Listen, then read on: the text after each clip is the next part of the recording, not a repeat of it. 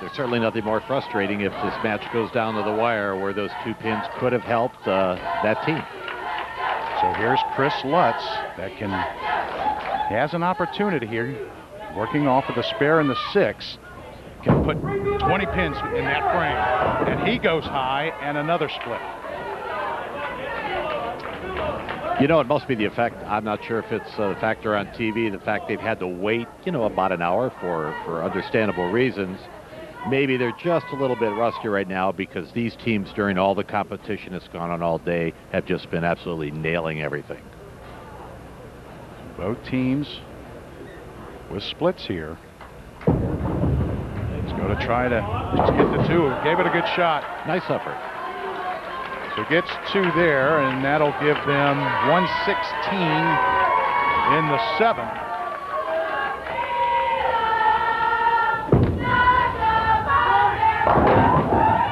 Pin action and 9 and a wiggle. 9 and a wiggle. That's Ben Long.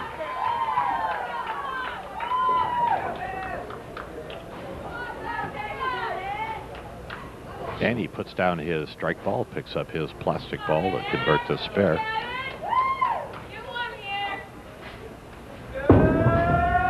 And the 7, he missed it. So both teams open up in the 7th, and that got Centerville back into this thing. Well, I'll tell you what, Ben looks a little soft in his shot. I think his speed was a little slow on that, and that caused it to roll right off the lane. Oh, that's a beautiful ball there. Great shot. And Colozzi with a 640 series here in this state tourney. And here was the hero of the semis. Onion, and that looked good. Kicks the 10 off to the side. I'll tell you what, he's been up twice this game. He's got 2 strikes.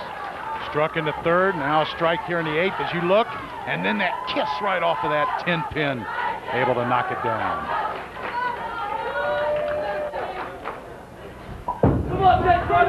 Chase Carter at a little light and leaves the bucket 4 there.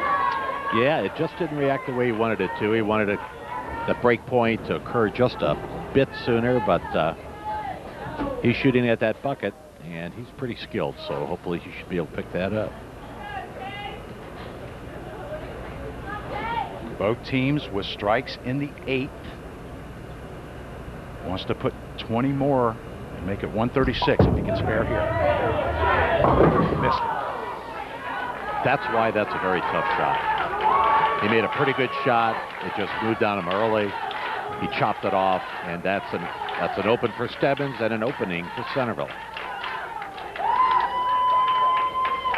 So Teeters has an opportunity here, working off the strike in the 8th. Oh, is not able to get that 7 pin in the pit. So he gets a count of 9. 9th frame. Jimmy was a little fast on that shot. Very important mark here if he can get it, because that 9th frame will help out in that 10th. Very important ball here. Oh, it broke nicely late. Once it slid through the oil, it broke hard, and he hit it. And Eric, you are exactly right. They needed that mark in that frame in order to set up the 10th frame. Yeah, Jonathan Miller, their anchor. Needs a couple of marks here, and he gets the first one. Remember, they opened up in the 9th. So they can't take that strike over to the score in the 9th, so they need a couple more of those to finish with their anchor, Miller. That was big for Jonathan.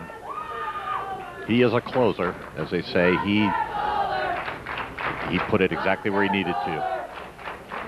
I am impressed with how these young guys, they can put the revolutions on that ball. Bowling has changed a little bit.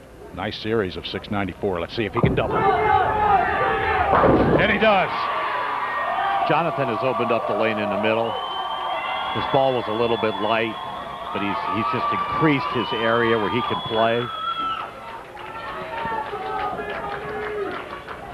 And here he comes for his 3rd shot. If he can strike again, that'll give them a 174.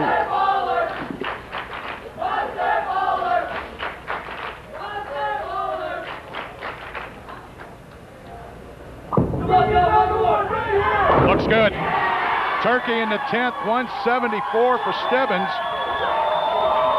Well, the big and I think they took it with that turkey there in the 10th because this first game is over.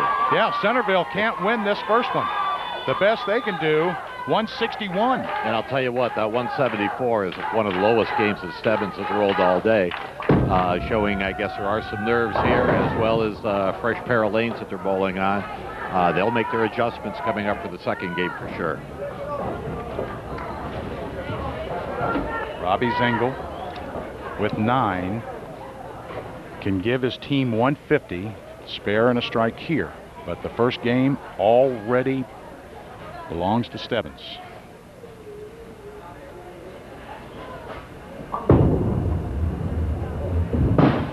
Just left it wide. And you know what? That may have been, his coach may have asked him to find a new line in the middle of the lane. That may have been knowing that they had lost the game. That may have been intentional. Let's take a timeout. The first one is in the books. It belongs to Stebbins. We'll be back here on Sports Time Ohio.